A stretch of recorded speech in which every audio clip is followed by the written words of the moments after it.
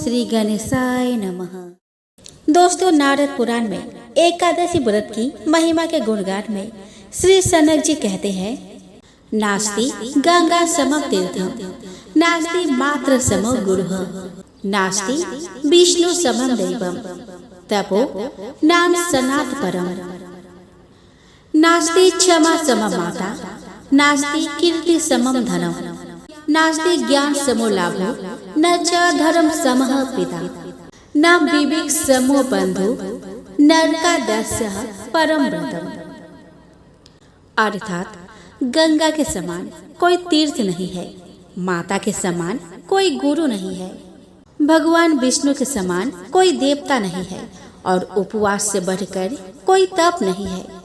क्षमा के समान कोई माता नहीं है और कीर्ति के समान कोई धन नहीं है, ज्ञान के समान कोई लाभ नहीं है और धर्म के समान कोई पिता नहीं है, विवेक के समान कोई बंधु नहीं है और एकादशी से बढ़कर कोई व्रत नहीं है। वे कहते हैं कि एकादशी व्रत सब पापों का नाश करने वाला है तथा मनोवांछित फलों को देने वाला है। यह भगवान विष्णु को अति प्रिय है। ब्राह्मण, क्षत्रिय, वैश्य, शूद्र और स्त्री जो भी भक्ति पूर्वक इस व्रत का पालन करते हैं उनको यह मोक्ष प्रदान करता है।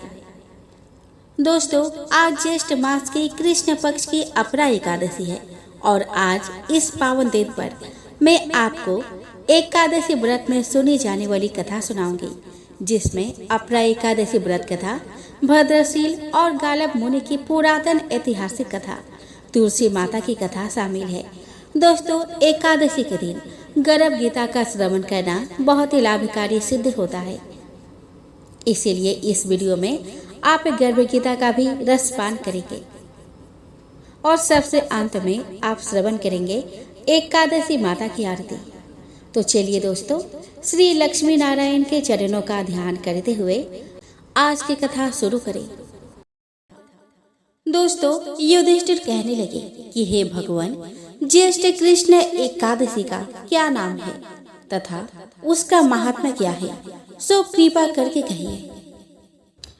भगवान श्री कृष्ण कहने लगे कि हे राजन, यह एकादशी अचला तथा अपरा दो नामों से जानी जाती है। पुराणों के अनुसार ज्येष्ठ कृष्ण पक्ष की एकादशी अपरा एकादशी है, क्योंकि यह अपार धन देने वाली है। जो मनुष्य इस व्रत को करते हैं वे संसार में प्रसिद्ध हो जाते हैं। इस दिन भगवान त्रिविक्रम की पूजा की जाती है।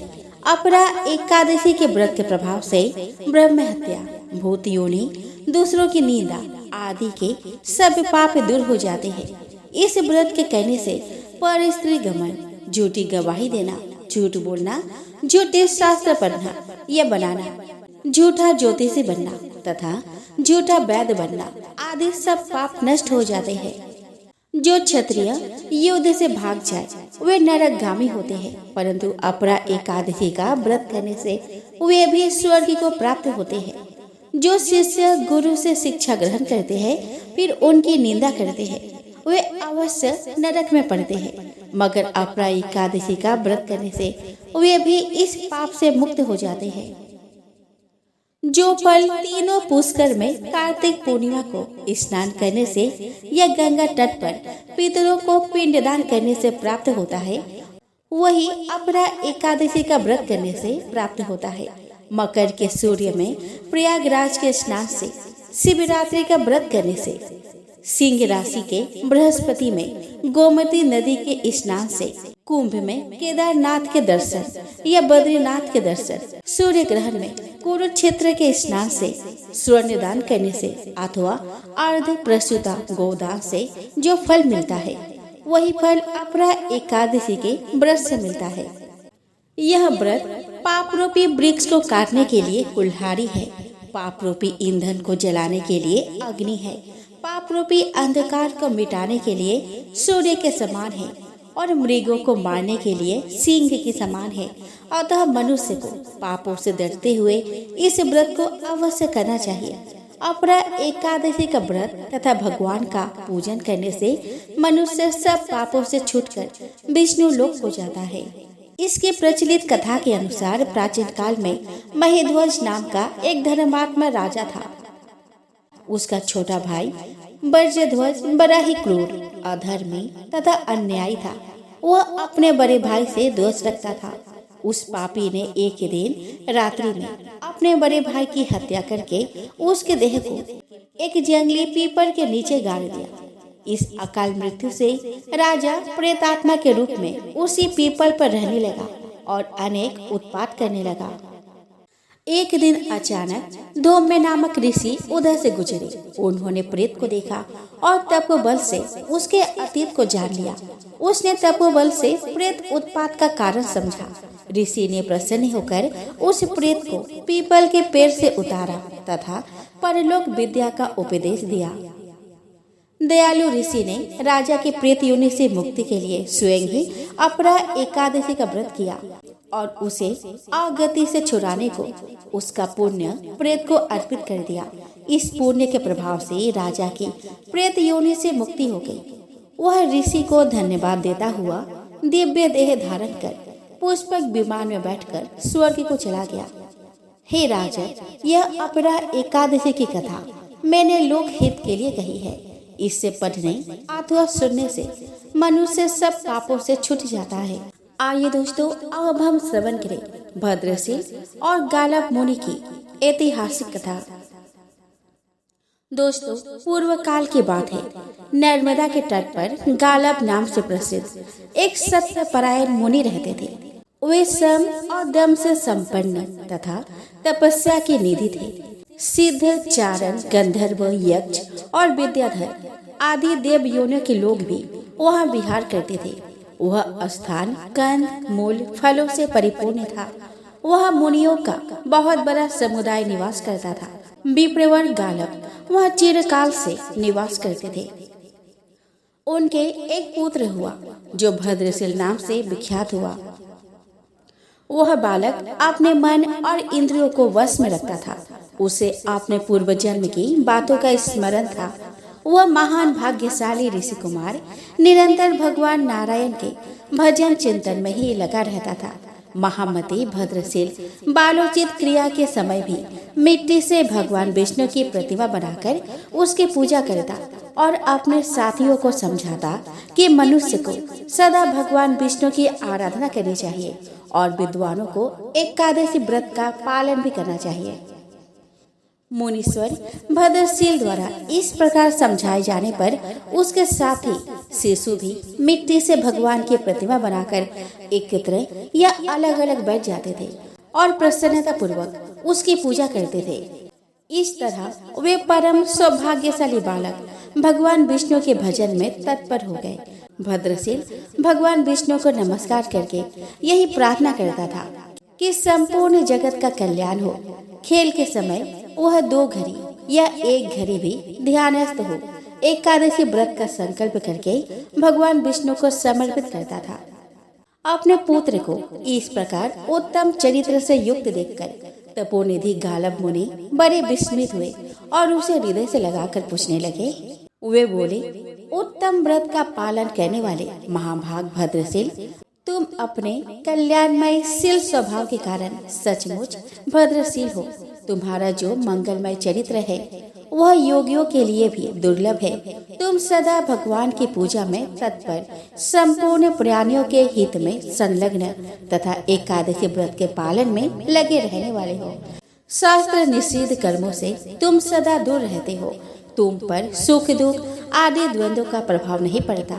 तुम में ममता नहीं दिखाई देती और तुम शांत भाव से भगवान के ध्यान में मग्न रहते हो। बेटा, अभी तुम बहुत छोटे हो तो भी तुम्हारी बुद्धि ऐसी किस प्रकार हुई? क्योंकि महापुरुषों की सेवा के बिना भगवान की भक्ति प्राय दुर्लभ होती है। इस जीव की बुद्धि स्वभावतः अज्ञान युक्त सकाम कर्मों में लगती है। तुम्हारी सब क्रिया अलौकिक कैसे हो रही है? सत्संग होने पर भी पूर्व पुण्य की अधिकता से ही मनुष्य में भगवत भक्ति का उदय होता है। अतः तुम्हारी अद्भुत स्थिति देखकर मैं बड़े विस्मय में पड़ा हूँ और प्रसन्नता पूर्वक इसका कारण पूछता हूँ। अतः तुम्हें यह बताना चाहिए। मुनि श्रेष्ठ पिता के द्वारा इस प्रकार पूछे जाने पर पूर्व जन्म का स्मरण रखने वाला पुण्यात्मा भद्रशील बहुत प्रसन्न हुए। उसके मुख पर हास्य की छटा छा गई। उसने अपने अनुभव में आई हुई सब बातें पिता को ठीक ठीक कह सुनाई। भद्रशील बोला कि पिताजी सुनिए, पूर्व जन्म में मैंने जो कुछ अनुभव किया है वह जाति स्मर होने के कारण अब भी जानता हूँ। मुनि श्रेष्ठ, मैं पूर्व जन्म में चंद्रवंशी राजा था। मेरा नाम धर्मकीर्ति था और महर्षि दत्तात्रेय ने मुझे शिक्षा दी थी। मैंने 9000 वर्षों तक संपूर्ण पृथ्वी का पालन किया। पहले मैंने पुण्य कर्म भी बहुत से किए थे, परंतु पीछे पाखंडियों से बाधित होकर मैंने वैदिक मार्ग को त्याग दिया। पाखंडियों की कूटयुक्ति का अवलंब करके मैंने भी सब यज्ञ का विध्वंस किया। मुझे अधर्म में तत्पर देख मेरे देश की प्रजा भी सदैव पाप कर्म करने लगी। उसमें से छठा अंश और मुझे मिलने लगा। इस प्रकार मैं सदा पापाचार परायण हो दुर्व्यसनों में आसक्त रहने लगा। एक दिन शिकार खेलने की रुचि से मैं सेना सहित एक वन में गया और वहाँ भूख के प्यास से पीड़ित हो थका हारा नर्मदा के तट पर आ रहा। सूर्य की तीखी धूप से संतप्त होने के कारण मैंने नर्मदा जी के जल में स्नान किया। सेना किधर गई यह मैंने नहीं देखा। अकेला ही वहाँ भूख से बहुत कष्ट पा रहा था। संध्या के समय नर्मदा तट के निवासी जो एकादशी व्रत करने वाले थे वहाँ एकत्र हुए। उन सबको मैंने देखा। उन्हीं लोगों के साथ निराहार रहकर बिना सेना के ही मैं अकेले रात में वहाँ जागरण करता रहा और हे तात, जागरण समाप्त होने पर मेरी वही मृत्यु हो गई। तब बड़ी बड़ी डाढ़ों से भय उत्पन्न करने वाले यमराज के दूतों ने मुझे बांध लिया और अनेक प्रकार के कलेशों से भरे हुए मार्ग द्वारा यमराज के निकट पहुंचाया। वहां जाकर मैंने यमराज को देखा जो सबके प्रति समान बर्ताव करने वाला है। तब यमराज ने चित्रगुप्त को बुलाकर कहा कि विद्वान, इसको दंड विधान कैसे करना है बताओ। साधु शिरोमणि धर्मराज के ऐसा कहने पर चित्रगुप्त ने देर तक विचार किया। फिर इस प्रकार कहा कि धर्मराज, यद्यपि यह सदा पाप में लगा रहा है यह ठीक है, तथापि एक बात सुनिए। एकादशी को उपवास करने वाले मनुष्य सब पापों से मुक्त हो जाता है। नर्मदा के रमणीय तट पर एकादशी के दिन यह निराहार रहा। वहाँ जागरण और उपवास करके वो सर्वथा निष्पाप हो गया है। इसने जो कोई भी बहुत से पाप किए थे वे सभी उपवास के प्रभाव से नष्ट हो चुके हैं। बुद्धिमान चित्रगुप्त के ऐसा कहने पर धर्मराज मेरे सामने कांपने लगे। उन्होंने भूमि पर दंड की भांति पड़कर मुझे साष्टांग प्रणाम किया और भक्ति भाव से मेरी पूजा की। तदंतर धर्मराज ने अपने सब दूतों को बुलाकर इस प्रकार कहा। धर्मराज जी ने कहा कि दूतों, मेरी बात सुनो। मैं तुम्हारे हित की बड़ी उत्तम बात बतलाता हूँ। धर्म मार्ग में लगे हुए मनुष्य को मेरे पास न लाया करो। जो भगवान विष्णु के पूजन में तत्पर, संयमी, कृतज्ञ और एकादशी व्रत परायण तथा जितेंद्रिय है और जो हे नारायण, हे अच्युत, हे हरे, मुझे शरण दीजिए, इस प्रकार शांत भाव से निरंतर कहते रहते हैं, ऐसे लोगों को तुम तुरंत छोड़ देना। मेरे दूतों, जो संपूर्ण लोगों के हितैषी तथा परम शांत भाव से रहने वाले हैं और जो नारायण, अच्युत, जनार्दन, कृष्ण, विष्णु, कमलाकांत, ब्रह्मा जी के पिता, शिव, शंकर इत्यादि नामों का नित्य कीर्तन किया करते हैं, उन्हें दूर से ही त्याग दिया करो। उन पर मेरा शासन नहीं चलता। मेरे सेवकों, जो अपना संपूर्ण कर्म भगवान विष्णु को समर्पित कर देता है, उन्हीं के भजने में लगे रहते हैं। अपने वर्ण आश्रमोचित आचार के मार्ग में स्थित है। गुरुजनों की सेवा किया करते हैं, सत पात्रों के दान देते हैं, दीनों की रक्षा करते हैं और निरंतर भगवान नाम के जप कीर्तन में संलग्न रहते हैं, उनको भी त्याग देना। दूतगण, जो पाखंडियों के संग से रहित, ब्राह्मणों के प्रति भक्ति रखने वाले, सत्संग के लोभी, अतिथि सत्कार के प्रेमी, भगवान शिव और विष्णु में समता रखने वाले तथा लोगों के उपकार में तत्पर हो, उन्हें त्याग देना। मेरी दूतों, जो लोग भगवान की कथा रूप अमृत के सेवन से वंचित हैं, भगवान विष्णु के चिंतन में मन लगाए रखने वाले साधु महात्माओं से जो दूर रहते हैं, उन पापियों को ही मेरे घर लाया करो। मेरे दूतों, जो माता और पिता को डांटने वाले, लोगों से द्वेष रखने वाले, हितैषी जनों का भी अहित करने वाले, देवता की संपत्ति के लोभी, दूसरे लोगों का नाश करने वाले तथा सदैव दूसरों के अपराध में ही तत्पर रहने वाले हैं, उनको यहाँ पकड़ कर लाओ। मेरे दूतों, जो एकादशी व्रत से विमुख, क्रूर स्वभाव वाले लोगों को कलंक लगाने वाले, पर निंदा में तत्पर, ग्राम का विनाश करने वाले, श्रेष्ठ पुरुषों से बैर रखने वाले तथा ब्राह्मण के धन का लोभ करने वाले हैं, उनको यहाँ ले आओ। जो भगवान विष्णु की भक्ति से मुंह मोड़ चुके हैं, शरणागत पालक भगवान नारायण को प्रणाम नहीं करते हैं तथा जो मूर्ख मनुष्य कभी भगवान विष्णु के मंदिर में नहीं जाते हैं, उन अतिशय पाप में रत रहने वाले दुष्ट लोगों को ही तुम बलपूर्वक पकड़कर यहाँ ले आओ। इस प्रकार जब मैंने यमराज जी की कही हुई बातें सुनी तो पश्चाताप से दग्ध होकर अपने किए हुए उस निंदित कर्म को स्मरण किया। पाप कर्म के लिए पश्चाताप और श्रेष्ठ धर्म का श्रवण करने से मेरे सब पाप वही नष्ट हो गए। उसके बाद मैं उस पुण्य कर्म के प्रभाव से इंद्रलोक में गया। वहाँ पर मैं सब प्रकार के भोगों से संपन्न रहा। संपूर्ण देवता मुझे नमस्कार करते थे। बहुत काल तक स्वर्ग में रहकर फिर वहाँ से मैं भूलोक में आया। यहाँ भी आप जैसे विष्णु भक्तों के कुल में मेरा जन्म हुआ। मुनीश्वर जाति स्मरण होने के कारण मैं यह सब बातें जानता हूँ। इसीलिए मैं बालकों के साथ भगवान विष्णु के पूजन की चेष्टा करता हूँ। पूर्व जन्म में एकादशी व्रत का ऐसा महात्म्य है, यह बात मैं नहीं जान सका था। इस समय पूर्व जन्म की बातों की स्मृति के प्रभाव से मैंने एकादशी व्रत को जान लिया है। पहले विवश होकर भी जो व्रत किया गया था, उसका यह फल मिला है। प्रभु, फिर जो भक्ति पूर्वक एकादशी व्रत करते हैं, उनको क्या नहीं मिल सकता। अतः विपेंद्र, मैं शुभ एकादशी व्रत का पालन तथा प्रतिदिन भगवान विष्णु की पूजा करूंगा। भगवान के परम धाम को पाने की आकांक्षा ही इसमें हेतु है। जो मनुष्य श्रद्धा पूर्वक एकादशी व्रत करते हैं, उन्हें निश्चय ही परम आनंददायक वैकुंठ धाम प्राप्त होता है। अपने पुत्र का ऐसा वचन सुनकर गालव मुनि बहुत प्रसन्न हुए। उन्हें बड़ा संतोष प्राप्त हुआ। उनका हृदय अत्यंत हर्ष से भर गया। वे बोले कि बस मेरा जन्म सफल हो गया, मेरा कुल भी पवित्र हो गया, क्योंकि तुम्हारे जैसे विष्णु भक्त पुरुष मेरे घर में पैदा हुआ है। इस प्रकार पुत्र के उत्तम कर्म से मन ही मन संतुष्ट होकर महर्षि गालव ने उसे भगवान की पूजा का विधान ठीक ठाक समझाया।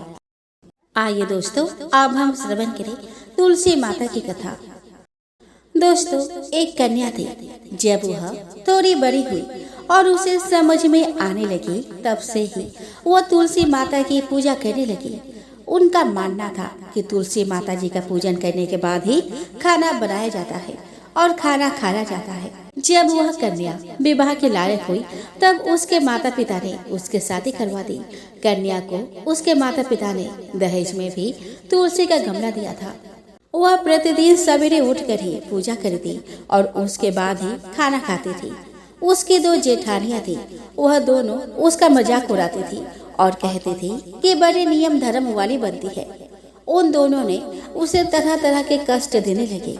उन दोनों को उससे बहुत ईर्ष्या होती थी, इसीलिए वो दोनों तुलसी जी का गमला को छुपा देती थी। वह बड़ी मुश्किल से उस गमला को ढूंढती, फिर उसका पूजा करती और उसके बाद ही वो खाना बनाती और खाती थी।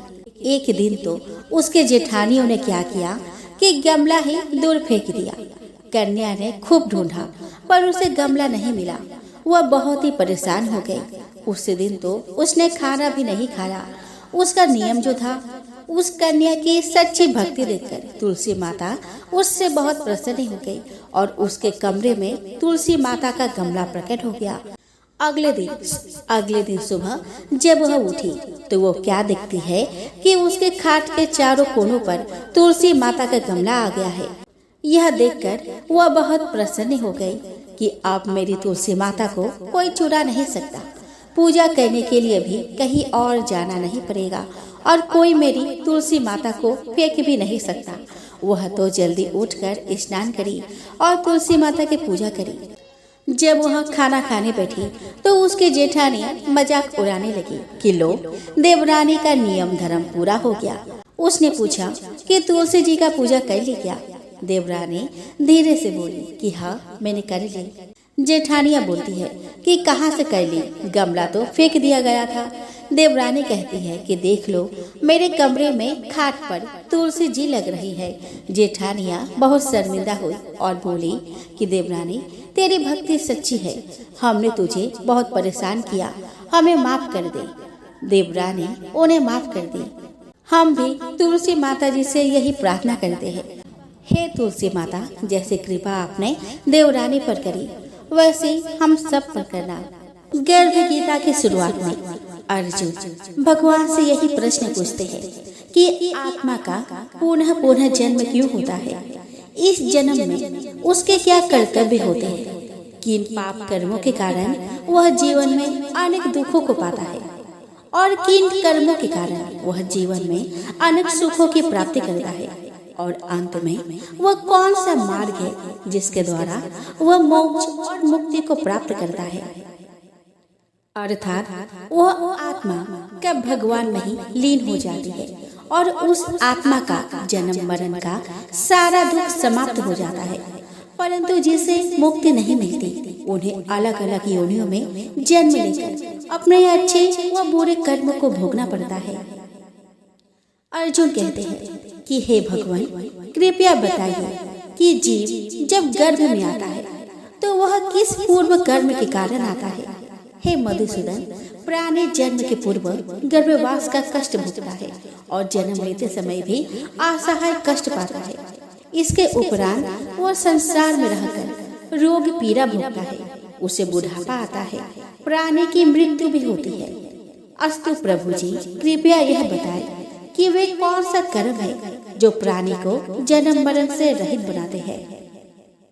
श्री भगवान कहते हैं कि हे अर्जुन, जन्म मरण का बंधन उन प्राणियों की नियति है जो संसार में लिप्त रहते हैं। ऐसे प्राणी संसार में अनुरक्त रहते हैं, अर्थात संसार के नश्वर पदार्थों से ही प्रेम करते हैं। वे संसारिक वस्तुओं की कामना करते हैं। प्राणी संसार की माला पाने की चेष्टा तो करता है, परंतु मेरी भक्ति पर ध्यान नहीं देता। इसके कारण वह बारंबार और अनेक योनियों में जाकर जन्म मरण का दुख उठाता है। अर्जुन कहते हैं कि हे जनार्दन, संसारिक माया मोह से मुक्ति तो बहुत कठिन है। माया चित हर लेती है। मन, काम, क्रोध, लोभ, मोह और अहंकार रूपी विकार से घिरा मदमस्त हाथी है। तृष्णा रूपी शक्ति इसे प्रेरणा देती है। 5 विकारों में अहंकार प्रबल है जो कि प्राणी को नरक में ले जाता है। हे ऋषिकेश, इस मदमस्त हाथी को कैसे भस्म किया जाए? मन को भक्ति में लगाने हेतु क्या उपाय करना उचित है? श्री भगवान कहते हैं कि हे धनंजय, जैसे मदमस्त हाथी को वश में करने के लिए अंकुश की आवश्यकता होती है, उसी प्रकार मन को वश में करने के लिए अभ्यास द्वारा ज्ञान प्राप्त करना आवश्यक होता है। भक्ति और ज्ञान बराबर अभ्यास करते रहने पर ही प्राप्त होती है। अर्जुन कहते हैं कि हे मधुसूदन, आपकी भक्ति के लिए कोई वन खंडों में जा रमते हैं और कोई बैरागी बनकर स्थान स्थान पर भ्रमण करते रहते हैं। हे प्रभु, कृपया बताएं कि आपकी भक्ति कैसे मिल सकती है? श्री भगवान बोलते हैं कि हे अर्जुन, मेरी खोज में वन वन भटकते सन्यासी अथवा स्थान स्थान पर जाने वाले बैरागी मुझे तब तक प्राप्त नहीं कर पाते जब तक उनके हृदय में मेरा निवास नहीं होता। तब अथवा वैराग्य का अहम तो मेरी भक्ति पाने में बाधा डालता है। जटा धारण करने अथवा भस्म लगा वैरागी बनने मात्र से जीव मेरे कृपा का पात्र नहीं बन जाता। अहंकारी को तो मेरा दर्शन सुलभ ही नहीं होता। मैं शुद्ध हृदय वाले सतत अभ्यासी ऐसे जीव को मिलता हूँ जो काम, क्रोध, मोह, ममता और अहंकार से परे है। अर्जुन कहते हैं कि हे माधव, प्राणी पंच विकार जनित प्रवृत्ति के कारण लौकिक जीवन नष्ट कर लेता है। हे मुरारी, कृपया बताएं कि वह कौन सा पाप है जिसके कारण किसी व्यक्ति की स्त्री असमय मर जाती है। किन पापों के फलस्वरूप अल्पायु में पुत्र मर जाता है। कौन से पाप के कारण व्यक्ति वीर्यहीन हो जाता है।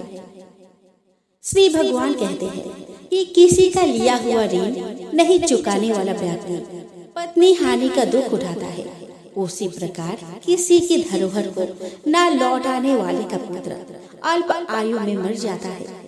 किसी को सहयोग, सहायता का आश्वासन देकर भी समय आने पर सहयोग न करने वाला वीर्यहीन होता है। यह सब भयंकर पाप है जो स्त्री पुरुष एकांकी भोगते हैं। अर्जुन कहते हैं कि हे दयानिधि, किस पाप के फलस्वरूप प्राणी सतत रोगी रहता है और किस कुकर्म के फलस्वरूप बोझा ढोने वाला जघन्य पशु बनता है।